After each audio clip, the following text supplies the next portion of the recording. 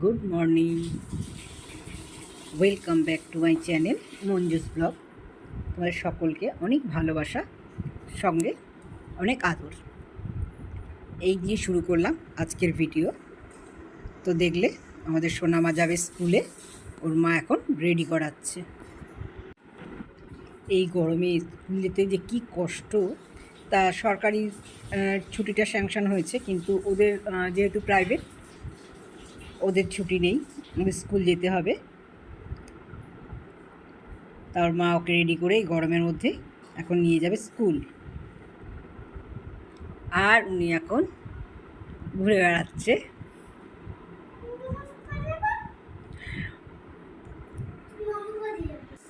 School যাওয়ার সময় দেখো আমাকে আদর করে রেখে তারপরে বাবু স্কুল যাবে।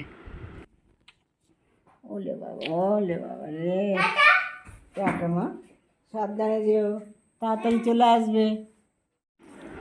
আর এখানে দেখো একটা এই যে দাদা আমাদের ওকে একটা খাবার দিয়ে গেছে, ওটার মধ্যে ময়দা, ডিম, তারপরে টমেটো, কাঁচা লঙ্কা, পেঁয়াজ সব কিছু দিয়ে রুটির উপরে কীভাবে একটা করে দিয়ে গেছে, ও খাচ্ছে বসে বসে।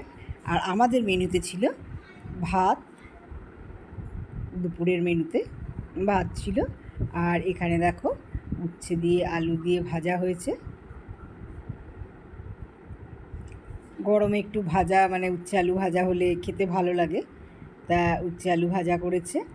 আর এখানে মুগ ডাল, কারণ আজকে আমাদের নিরামিষ, যার জন্য না সরি নিরামিষ ছিল না গো, ভুল বললাম। আর এখানে দেখো সয়াবিনের তরকারি, এখানে সয়াবিন দিয়ে পটল দিয়ে আলু দিয়ে তরকারি। এই রান্নাটা খুব ভালো হয়েছিল, আমি সত্যি খুব ভালো হয়েছিল, খুব টেস্টি রান্না। আমাদের পল্লবী খুব ভালো রান্না করে।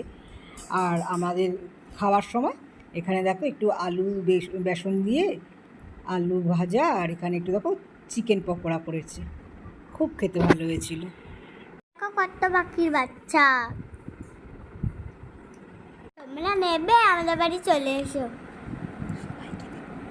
সবাইকে দেব। বলো কি বিউটিফুল দেখতে।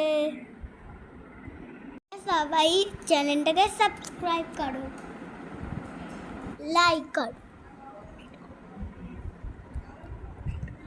কমেন্টও করো। আমার পিসির পাশে থাকো।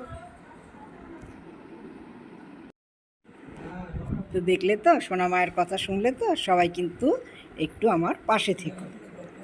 আর এখানে দেখো আমার বোনের ছেলে একটা কেক বানিয়েছে, কেকটা কিন্তু খুব সুন্দর বানিয়েছে। তোমরা দেখো অবাক হয়ে যাবে, এত সুন্দর কেকটা বানিয়েছে। আর ও কেকটা না খুব সুন্দর বানায়, পিস পিস করে কেটেও রেখেছে।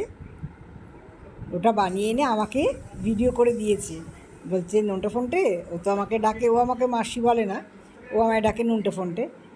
বলছে দেখো আমি কী সুন্দর কেক বানিয়েছি। তাই আমি বললাম বাহ, সত্যি সুন্দর হয়েছে। কেকটাকে দেখো কী সুন্দরভাবে কাটছে।